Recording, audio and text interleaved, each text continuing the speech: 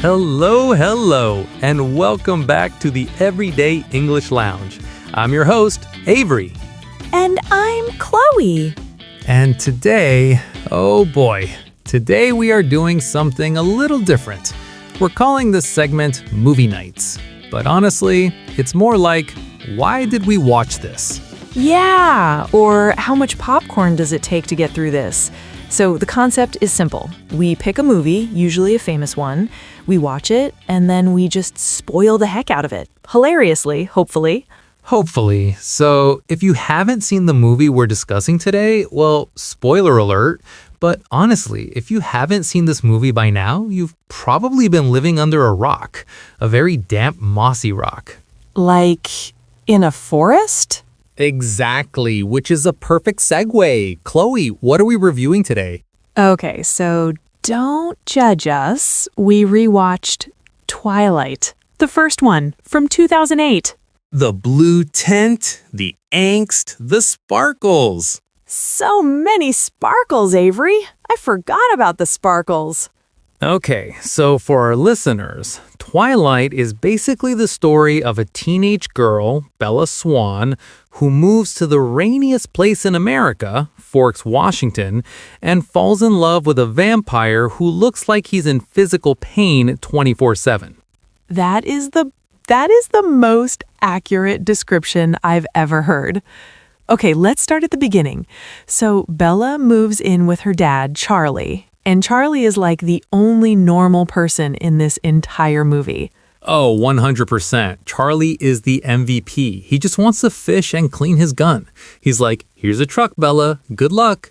And Bella is she's so awkward. So awkward. There's that scene where she gets the truck, right? And she's like acting excited. But Kristen Stewart, the actress, she plays it so twitchy. Yeah, she's like, I love it. I love the truck. Thanks, Dad. It's painful. But anyway, she goes to her new high school, and this is where it gets weird. Immediately weird, because she walks into the cafeteria and sees them, the Cullens. The Cullens. Okay, describe the Cullens for me, Chloe, because the movie tries to make them look cool, but looking back... Okay, so imagine a group of supermodels who haven't slapped in 3 weeks and are all wearing extremely pale makeup.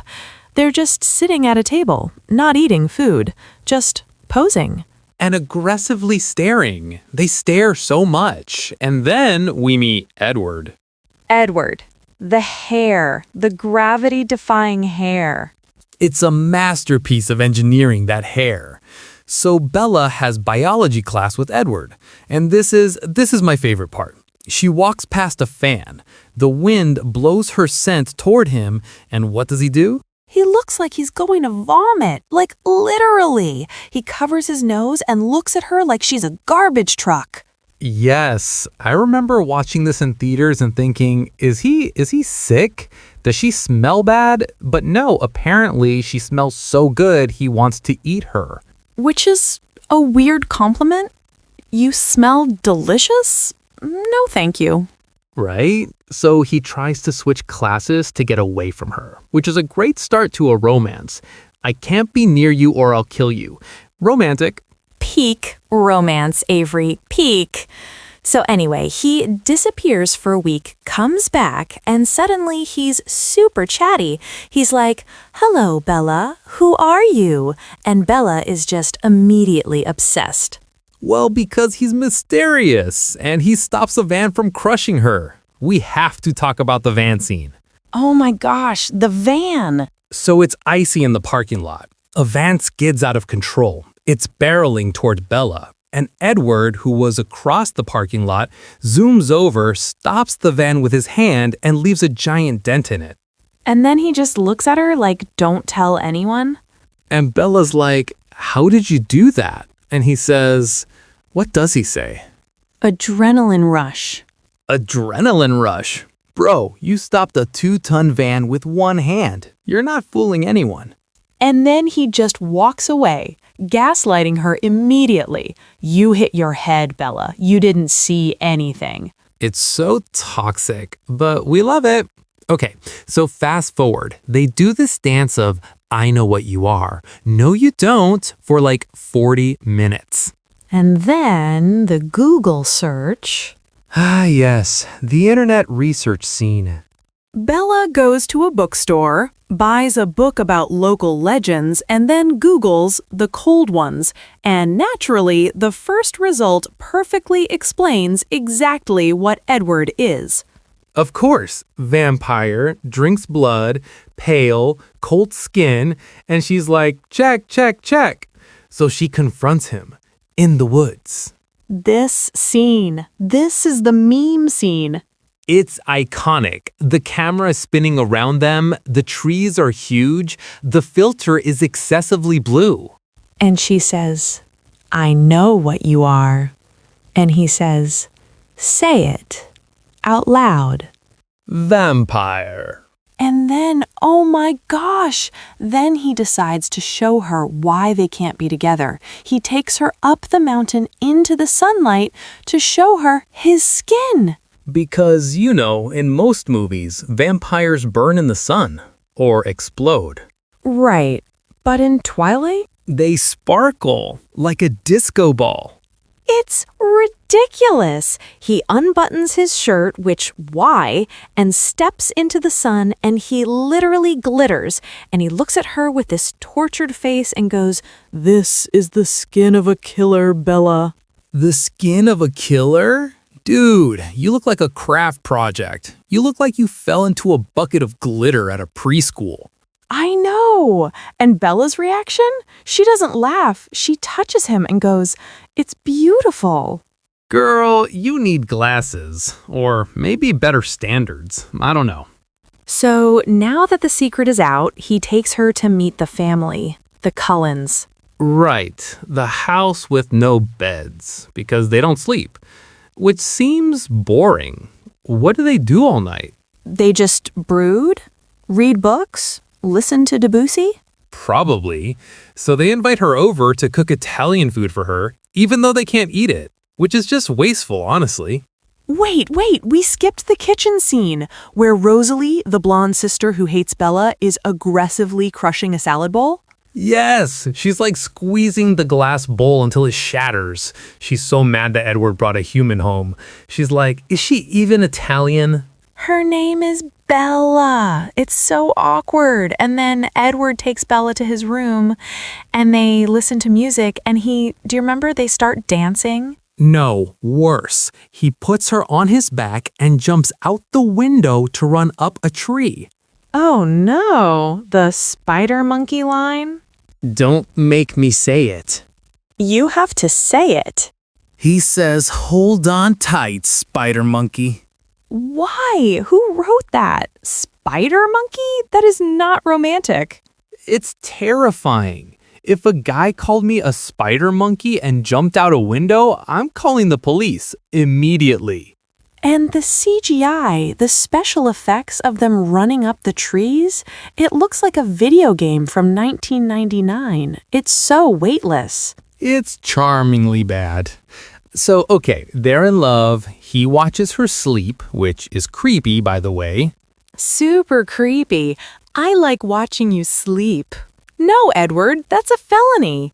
Exactly. But then we need a plot. We need conflict. Because right now it's just sparkle vampires playing house. Enter the bad vampires. Then nomadic vampires. James, Victoria, and the other guy. Laurent? Yeah, they show up, wait for it, during the baseball game. The vampire baseball scene? Cinema history. Okay, explain this to the listeners because it sounds like a fever dream.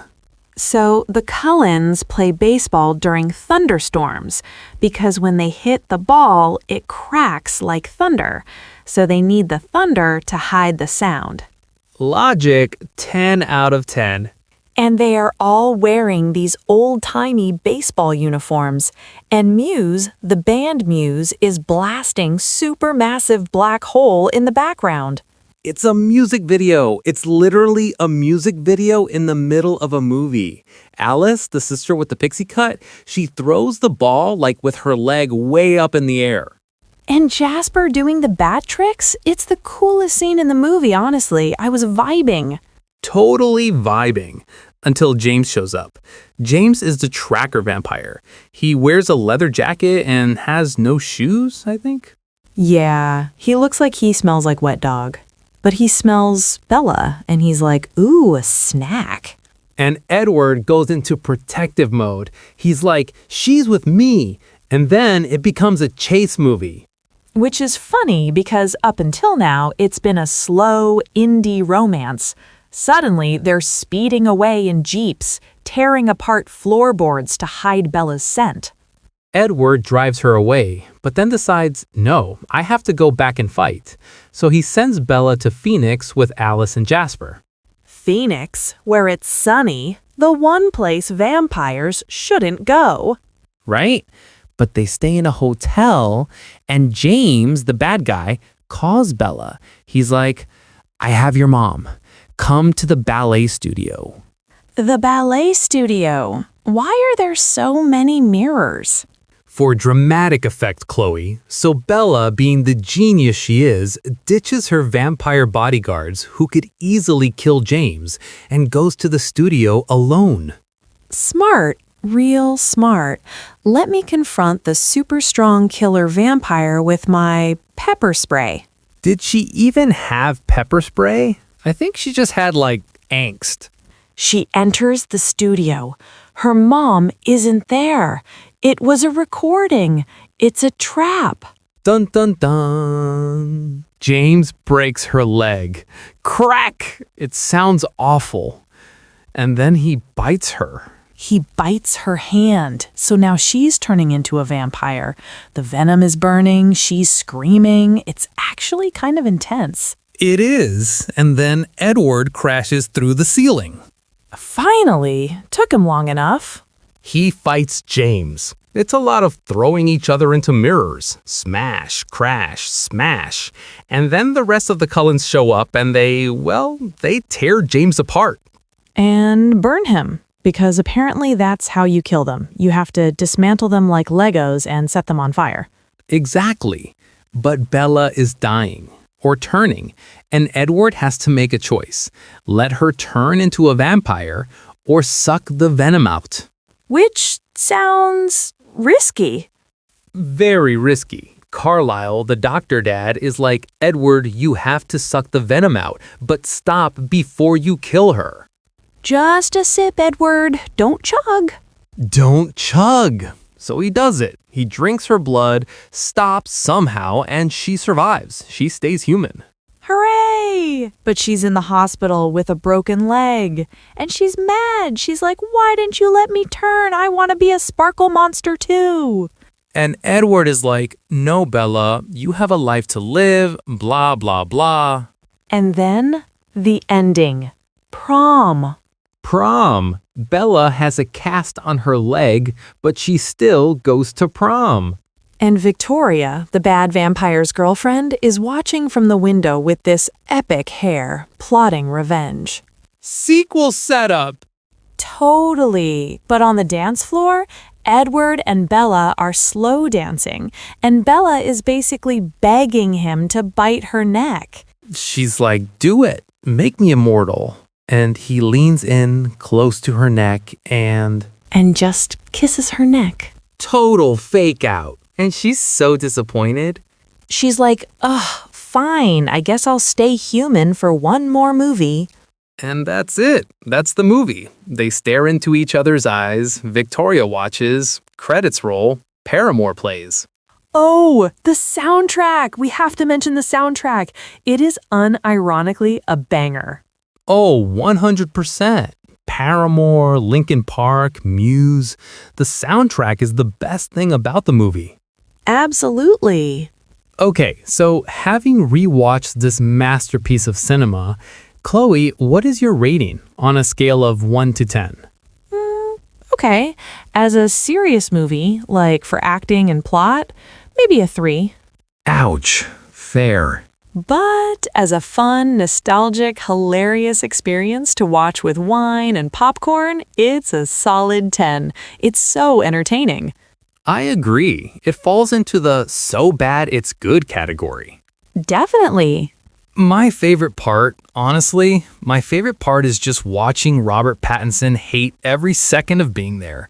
You can see it in his eyes. He's thinking, I am a serious actor. Why am I sparkling? And now he's Batman. Now he's Batman. Talk about a glow up. Or a dark up? Good for him. So, would you recommend our listeners watch it?